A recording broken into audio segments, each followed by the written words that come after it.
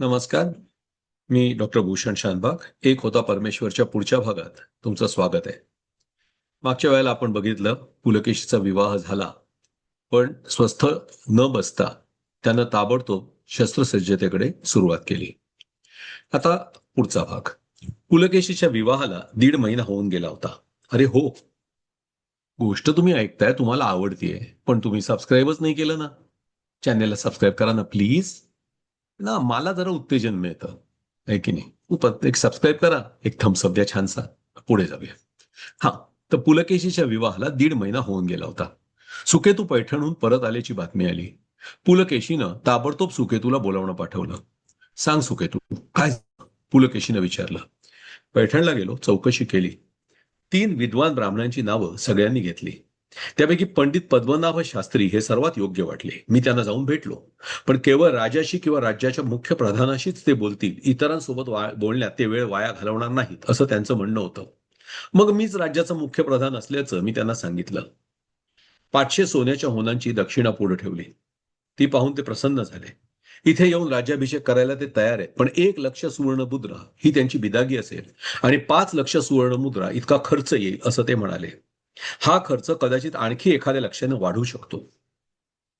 ठीक आहे, म्हणजे आपल्याला 7 लक्षांची किमान तरतूद करून ठेवायला हवी. 10 लक्ष कसे मिळवता येतात हे आधी पाहू. आता मला सांग, मी काही दिवसापूर्वी इतर राजांची माहिती जमा करायला सांगितली होती, त्याचं काय झालं? भारतात किती राजे आहेत आणि त्यांची बलस्थानं कोणती, सर्व नीटपणे विशद करून सांग. राजन, अखंड भारतात बरेच राजे आहेत, पण त्यातल्या अनेकांचे प्रदेश आपल्यापासून फारच दूर आहेत. मधला भाग आपल्या ताब्यात नसेल तर त्यांच्याशी लढाई करायची, तर आपल्या सैन्याला अन्न आणि बाकी आवश्यक गोष्टींचा अखंड पुरवठा करणं कठीण जाईल. त्यामुळे आधी आपण आजूबाजूचे प्रदेश ताब्यात घेऊन आपल्या राज्याच्या सीमा विस्तारण्याची गरज आहे. मान्य आहे. मग असं करू, ज्यांना आपण विवाहाचं निमंत्रण धाडलं होतं त्यांना आधी शिस्त लावूया, मग इतरांकडे लक्ष देऊ. होय राजन. मग आता असे राजे कोण कोण आहेत? राजन, बदामी केंद्र धरून मी इतर राजांची माहिती सांगतो. पश्चिमेला सागरापर्यंत आपली सत्ता आहे. अंकोला बंदर ते भटकळ आपला प्रदेश आहे. अंकोल्याच्या उत्तरेला कारवार ते देवगड हा परिसर वाडीच्या राजांकडे आहे. त्यात तेरेखोल, फोंडा असे दुर्गम भाग आहेत. देवगडच्या वर मोऱ्यांचा भाग सुरू होतो. ही संपूर्ण पश्चिम किनारपट्टी झाली. याच्या पूर्वेला सह्याद्री पर्वताची रांग आहे. सह्याद्री ओलांडून आणखी पूर्वेकडे या सत्तांचा प्रभाव नाही. तिथे एक मोठी सत्ता अशी अस्तित्वातच नाही. सर्व मराठी प्रदेश आहे. 250 वर्षांपूर्वी तिथे वाकाटक नावाचं प्रबळ साम्राज्य होतं, पण काळाच्या ओघात त्यांचा नाश झाला. आज हा सर्व भाग लहान लहान राजांच्या आणि जमीनदारांच्या ताब्यात आहे, पण त्यांची वैयक्तिक ताकद फार नाही. पैठण सुद्धा असाच एका लहान राज्याचा हिस्सा आहे. त्यातले बरेचसे जरी वाकाटाकांचे नातेवाईक असले तरी त्यात आपापसातले हेवेदावे फार आहेत. त्यांना एक एकटं गाठून त्यांचा नाश सहज करता येईल. नर्मदा नदीपर्यंत साधारण असंच चित्र आहे. नर्मदेच्या उत्तरेला मात्र काही प्रबळ राज्य आहेत. नर्मदेच्या काठावर महिष्मती नगर आहे. तिथे कलचुरी वंशाची सत्ता आहे. महिष्मती साम्राज्याचा काही भाग जरी नर्मदेच्या दक्षिणेलाही असला तरी त्यांची राजधानी मात्र नर्मदेच्या उत्तरेला आहे. त्यामुळे आपण त्यांना विवाहासाठी आमंत्रण केलेलं नव्हतं. उत्तरेला आपला एक प्रमुख शत्रू कलचुरी हा आहे. नर्मदेच्या पश्चिम भागात मैत्रेय राजवंश राज्य आहे. ते उत्तरेकडील राजांशी रक्तसंबंधानं जोडलेले आहेत. त्यांच्यावर हल्ला केल्यास त्यांना उत्तरेकडून बलवान राजांची मदत मिळू शकेल. त्यामुळे सुरुवातीला तरी त्यांच्यापासून अंतर ठेवणंच बरं पडेल. विदर्भात नलकुलाचं राज्य आहे. त्यांनी आपलं आमंत्रण स्वीकारलं, पण त्यांच्याकडून कोणी आलं नाही. दक्षिणेकडील चोलांची लहान राज्य आहेत. त्यातले काही जण आपल्या बोलवण्याला मान देऊन विवाहाला स्वतः आलेले होते किंवा आपल्या पुत्राला पाठवलं होतं. त्यांना आपण मित्र राजे म्हणू शकतो. काहींनी आपल्या बोलवण्याला मान दिला नव्हता. आपल्या दूताकडून निमंत्रण स्वीकारलं, पण प्रत्यक्षात ते किंवा त्यांचे प्रतिनिधी कोणीच आलं नाही. पण एका राजाकडून मात्र आपल्या दूताचा अपमान केला गेला. ते म्हणजे दक्षिणेकडील गंगराजे. गंगराजांनी आपल्या दूताला भर दरबारात मारहाण केली. त्याच्या डोक्यावरचे केस खरडवून काढले. त्यात तो जखमी झाला. मग त्याला गाढवावर बसवून राज्याबाहेर हाकलून दिलं. गंगांची ही कृती निश्चितच आपल्याशी शत्रुत्व दर्शवणारी आहे. पूर्वी आपल्याकडून मार खाल्लेले गंगांचे काही सरदार त्यांच्या दरबारात वरिष्ठ पदावर असल्यामुळे त्यांनी असं वागणं स्वाभाविकच होतं. हं, पुलकेशी म्हणाला, ठीक आहे, मग आपण गंगांपासूनच मोहिमेची सुरुवात करू. दक्षिणेत आणखी कोणी प्रबळ शत्रू? महाराज, दक्षिणेत गेली जवळजवळ 1000 वर्ष पंड्यांचं शासन आहे. पण सध्या सुद्धा एकसंध मजबूत स्वरूपात नाही. कांचीपुरमला पल्लवांचा राजा आहे, पण तो सुद्धा फारसा बलवान नाही. ठीक आहे. मग गंगानं सरळ केलं आपण तर आपल्याला अडवणारं जवळजवळ कोणीच नर्मदेच्या दक्षिणेला राहणार नाहीये. तर आपण गंगापासूनच सुरुवात करू, पण सध्या तरी हा बेत फक्त आपल्या दोघातच राहू दे. होय महाराज. नमस्कार करून सुकेतू निघून गेला. पुला आता मात्र विचारात पडला. आजवर पुलानं जितक्या लढाया केल्या त्या जवळजवळ सर्व छुप्या लढाया होत्या. समोरासमोर कुठल्याही बलाढ्य सैन्याची गाठ पुलानं घेतलेली नव्हती. सैन्याच्या लहान लहान तुकड्यांबरोबर लढणं वेगळं आणि एखाद्या कसलेल्या शत्रूशी सामना करणं वेगळं. इतर साथीदारांना विश्वासात घेऊन योजनाबद्ध आखणी करायला हवी होती. त्यामुळे पुलकेशी, सुकेतू, अय्यप्पा आणि मेघमेरू एकत्र बसले. पुलानं आधीच सगळ्यांना सांगितलं, या बैठकीत जे काही बोललं जाईल ते आपल्या चौघात व्यतिरिक्त बाहेर जाता कामा नये. मग पुलानं गंगांवर हल्ला कसा करता येईल याबद्दल विचार मांडले. ते झाल्यावर पुला म्हणाला, आता तुम्हाला काय वाटतं ते सांगा. मेघमेरू म्हणाला, त्यात काय कठीण आहे. आपलं सैन्य तयारीच आहे. सर्व सैन्यानं एकदम जोराचा हल्ला चढवला तर आपण गंगांवर नक्कीच भारी पडू शकतो. गंगांचं राज्य आपल्या दक्षिण आणि पूर्व भागात पसरलेलं आहे. थलक्कड, मैसूरू आणि शिवमोग्गा ही त्यांची दक्षिणेकडील प्रमुख शहरं आहेत. कोलार ही त्यांची राजधानी आहे. पूर्वेला अनंतपूर पर्यंत त्यांचं साम्राज्य आहे. त्यातलं तुमकुरू हा दुवा आहे. आपण सर्व शक्ती एकवटून जर कोलारवर हल्ला केला तर आपण गंगांना मात देऊ शकू. पुलानं सुकेतूकडे पाहिलं. सुकेतू विचारात पडलेला दिसत होता. काय झालं सुकेतू? सुकेतूनं बोलायला सुरुवात केली. राजन, मेघमेरू म्हणतो त्यात चुकीचं काही नाही, पण आपल्याला एक गोष्ट लक्षात ठेवायला हवी. आपल्या ताब्यात आता बराचसा भूभाग आहे. पश्चिम समुद्रापासून बनवासी ते बदामी आणि त्याच्या पूर्वेचा काही भूभाग आपल्या ताब्यात आहे. त्याची सुरक्षितता ही आपली प्राथमिक जबाबदारी आहे. आपलं सर्व सैन्य जर गंगांवर एकवटून तुटून पडलं तर आपण विजयी होण्याची शक्यता जास्त आहे हे मान्य. पण आपलं सैन्य गंगांशी लढण्यात गुंतलेलं बघून जर दुसरीकडून कुठून आपल्यावर हल्ला झाला तर? तसंच गंग ही आपली राजधानी कोलार हलवून दक्षिणेला थलक्कडला नेत असल्याची माहिती आहे. त्यामुळे कोलारवर हल्ला करून कदाचित काहीच साध्य होणार नाही. थलक्कड पश्चिम समुद्र किनाऱ्यावर आपल्यापासून खूप लांब आहे. थलक्कडवर हल्ला करायला आपल्याला गंगांच्या प्रदेशात खूप दूरवर घुसावं लागेल. बदामी पासून जवळजवळ 250-300 कोस दक्षिणेला थलक्कड आहे. जर उत्तरेकडून हल्ला झाला तर लवकर परत येणंही जमणार नाही. इथली बातमी आपल्यापर्यंत पोहोचून सैन्याला घेऊन परत यायला महिन्याच्या वर वेळ लागेल. त्यामुळे उतावळेपणा न करता आपण आधी इथली बांधणी करावी आणि मग मोहीम कशी करायची हा विचार करावा असं मला वाटतं. उत्तरेला आपल्या बचावासाठी एक समर्थ फळी उभारल्याशिवाय दक्षिणेत खोल जाण्यात धोका आहे.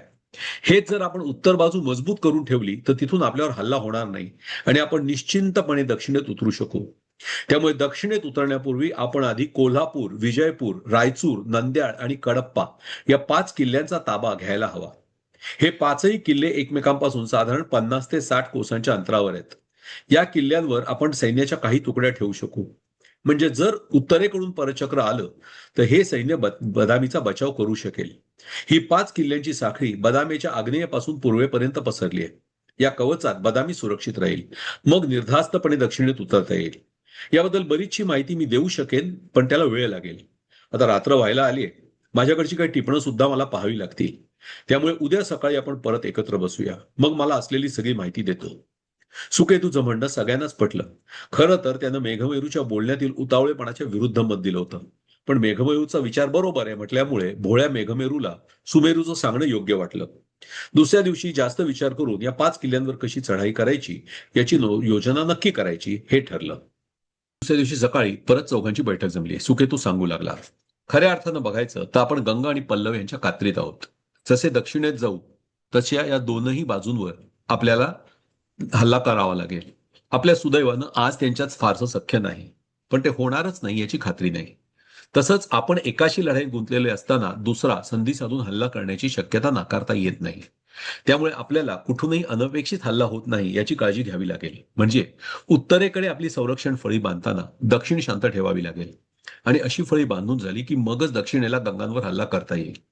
आधी फळी कशी बांधायची हे पाहू. काल मी 5 ठिकाणांबद्दल बोललो. कोल्हापूर, विजयपूर, रायचूर, नंद्याळ आणि कडप्पा. यापैकी रायचूर, नंद्याळ आणि कडप्पा तिन्ही ठिकाणी पल्लव राजा शिववर्मन तिसरा याच्या राज्यात आहे. पल्लव राजे स्वतःला अश्वत्थाम्याचे वंशज समजतात. हे राज्य जरी जुनं असलं तरी शिववर्मन राजा हा फारसा स्वतः समर्थ नाही. त्याचं राज्याकडे म्हणावं तसं लक्ष नाही. त्याचा सेनापती विश्वजित उर्फ जयवर्धन हा मात्र धाडसी आणि शूर आहे. कोल्हापूर आणि विजयपूर या दोन्ही ठिकाणी स्थानिक छोटे राजे आहेत. त्यामुळे आपण लहान सैन्य पाठवून ही 2 ठिकाणं ताब्यात घ्यावीत आणि त्याच वेळी मोठ्या सैन्यानं रायचूरला वेढा घालावा असं मला वाटतं. रायचूर लवकर जिंकता आलं तर बरंच काही साध्य होईल. या 5 स्थानांच्या साखळीत रायचूर मध्यावर आहे. त्यामुळे ते जिंकणं फार महत्वाचं आहे. आपल्याला जर पल्लवांचा काटा कायमचा काढायचा असेल तर जशी आणि जेव्हा संधी मिळेल तेव्हा सेनापती विश्वजित म्हणजे जयवर्धन याला ठार मारावं लागेल. तो कितीही शूर असला तरी जोवर तो जिवंत आहे तोवर पल्लव आपल्याला सुखानं राज्य वाढवू देणार नाहीत. आणि जयवर्धनला कमी लेखू नका. जितकी महत्वाची रायचूर, कडप्पा आणि नंद्याळ ही ठिकाणं आहेत, तितकंच किंबहुना त्याहून जास्तच महत्वाचा जयवर्धन एकटाच आहे हे लक्षात ठेवा. कडप्पा आणि नंद्याळ घेण्याबद्दल आपण सध्याच घाई न करणं उत्तम. रायचूर पडण्यावरच त्यांच्यावरचा हल्ला अवलंबून आहे. आता या सर्व ठिकाणांवर हल्ला करतानाही दक्षिणेकडे गंगांना गप्प बसवावं लागेल. त्यामुळे सध्या माझा विचार असा आहे, गंगांपासून सुरक्षित होण्यासाठी प्रथम आपण दक्षिणेत भटकळ, शिवमोगा, तुमकुरू हा पट्टा ताब्यात घेऊ. हा आपल्याला जवळ आहे, म्हणजेच उत्तरेकडून हल्ला होण्याची शक्यता कमी आहे. भटकळ आणि शिवमोगा हे आधीच आपल्या राज्यात आहेत, पण अगदी तटबंदी कडेवरती आहेत, आपल्या सीमेवर आहेत. त्यामुळे त्यांना सुरक्षित करायला हवं. तुमकुरू गंगांच्या राज्यात असलं तरी त्याच्यावरून पल्लव आणि गंगा यांच्यात लढाया नेहमीच चालू असतात. त्यामुळे आपल्या 1/3 सैन्यासह हल्ला करून तुमकुरू ताब्यात घेऊ. तोवर उरलेलं सैन्य बदामी आणि वनवासीच्या भागाचं रक्षण करेल. कोलार तुमकुरू पासून जवळ आहे. जरी बरीचशी राजधानी थलक्कडला हलवली गेली असली तरी कोलार हे आजही गंगांचं महत्वाचं सैन्याचं ठिकाण आहे. तुमकुरू घेणं त्यामुळेच कदाचित सोपं असणार नाही. तुमकुरू हातात आलं की त्याला परत मिळवण्याचा आटोकाट प्रयत्न गंगराजे करीत राहणार. त्यामुळे या क्षेत्रात आपल्याला कायमच गंगांची लढत द्यावी लागणार आहे. मग दक्षिणेकडच्या भटकळ, शिवमोगा, तुमकुरू या तिन्ही ठिकाणी सैन्य ठेवून आपण कोल्हापूर ते कडप्पा हा पट्टा जिंकून घेऊ. एकदा का उत्तर सुरक्षित झाली की मग गंगांवर मोठा हल्ला चढवण्याच्या दृष्टीनं पावलं टाकता येतील. थोडक्यात आपला हल्ला 3 टप्प्यात असेल. पहिल्या टप्प्यात आधी दक्षिण सुरक्षित करायची, दुसऱ्या टप्प्यात उत्तर आणि पूर्व सुरक्षित करायची आणि तिसऱ्या टप्प्यात दक्षिणेत आणखी खोल आक्रमण करून गंगांचा नायनाट करायचा. पश्चिमेला समुद्र आहे, तिथली बंदरं आपल्या ताब्यात आहेत, तिथून हल्ल्याची भीती नाही. तरीही थोडंसं सैन्य तरी पश्चिम किनारपट्टीवर ठेवावंच लागेल. या पद्धतीनं लढाई करण्यात थोडा जास्त वेळ जाईल हे मला मान्य आहे, पण एकाच वेळी जर 2 बाजूंनी हल्ला झाला तर त्याला तोंड देण्या इतकी अजून आपली तयारी नाही. त्यामुळे एक बाजू सुरक्षित करत आलटून पालटून लढाई करायची हे आपल्यासाठी उत्तम ठरेल. चौघांमध्ये बरीच चर्चा झाली, प्रश्न विचारले गेले, पण सुकेतूनच सर्व विचार करून ठेवलेला असल्यामुळे सर्व शंकांचं त्यानं उत्तम निरसन केलं. आता कोणाला काय कामगिरी द्यायची याचा विचार सुरू झाला. पुलकेशी स्वतः सुरुवात करणार होता. दक्षिणेला पुलकेशी, केशव आणि केसरी मिळून तुमकुरूवर हल्ला करून तुमकुरू आपल्या भूभागाला जोडणार होते. तोवर बाकीचं सैन्य उत्तरेकडून हल्ला होत नाही याची खबरदारी घेणार होतं. दक्षिणेचा भाग हातात आला की केशव आणि केसरी दक्षिण सांभाळतील तर इतर सैन्य उत्तरेकडे वाटचाल सुरू करेल, असा बेट ठरला. सर्व सैन्याची युद्ध सज्जता तपासणं गरजेचं होतं. ती जबाबदारी मेघमेरू आणि वनराजवर सोपवली गेली.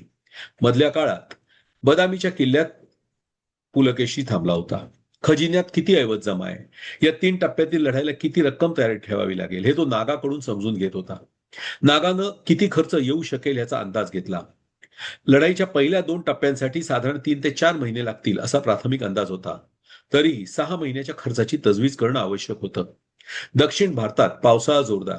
सैन्याला पाऊस पाण्यामुळे अडकावं लागू नये म्हणून पावसाळा उलटल्यावर कार्तिक महिन्यात मोहीम हाती घ्यावी आणि माघपर्यंत संपवावी असा पुलकेशीचा बेत होता.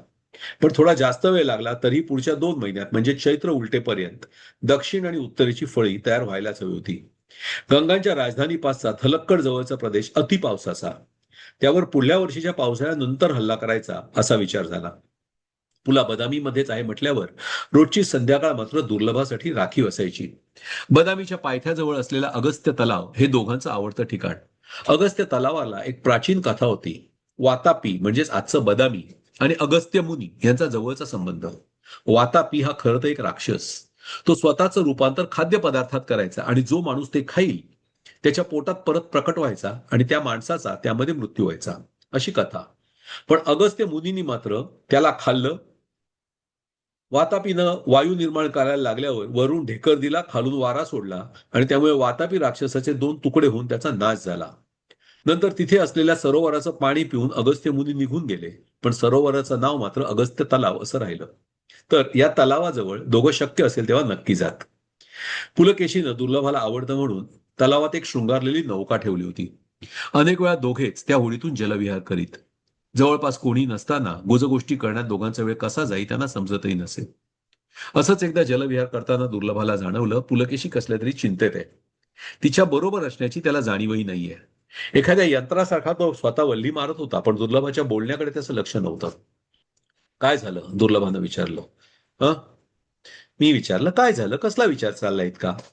नाही, काय नाही. तुम्हाला काय वाटतं? तुमच्या मनातलं मी ओळखू शकणार नाही? काय? तुम्ही नक्कीच कुठेतरी चढाई करायचा विचार करताय आणि माझा अंदाज चुकीचा नसेल तर हे आक्रमण गंगांवर असू शकेल. बरोबर आहे ना? पुलकेशी थक्क झाला. तुला कोणी सांगितलं? सांगायला कशाला? तुमची बेचैनी सांगते की तुम्ही कसल्या तरी विचारात आहात. आणि सारं काही असतानाही तुम्ही बेचैन आहात म्हणजेच तुम्हाला आणखी काहीतरी हवंय. आणि ते नवीन प्रांत सोडून दुसरं काय असणार? त्यातून गंगांनी आपल्याशी पूर्वीच वैर घेतलेलं आहे. त्यामुळे मी अंदाज बांधला की तुम्ही फक्त गंगाच्या पूर्वेकडच्या प्रदेशावर आक्रमण करून आता संतुष्ट न राहता त्यांच्या दक्षिणेकडच्या मोठ्या भागाचा विचार करत असणार. पुलकेशी हसला. दुर्लभा इतकी मनकवडी असेल आणि त्याचबरोबर तिला इतकी माहिती असेल हे त्याला वाटलं नव्हतं. हो, तुझा अंदाज बरोबर आहे दुर्लभा. पण ही माहिती गुप्त राहणं आवश्यक आहे. नाही तर गंगांना सूचना मिळून ते सावध होतील. मग त्यांच्यावरची लढाई कठीण होऊन बसेल. काळजी करू नका. मी कोणालाच सांगणार नाहीये, दुर्लभा म्हणाली. पुढील भागात बघूया दुर्लभाची साथ. पाहत राहा, ऐकत राहा. एक होता परमेश्वर.